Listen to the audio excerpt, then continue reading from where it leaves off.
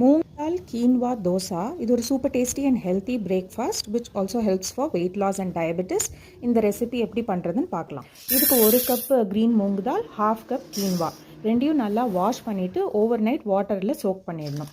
மறுநாள் காத்தால இந்த வாட்டரை ட்ரெயின் பண்ணிவிட்டு திருப்பி ஒரு தடவை நல்லா அலசிட்டு மிக்ஸி யூஸ் பண்ணி இதை நல்லா நைஸாக பேஸ்ட்டாக அரைச்சிக்கணும்.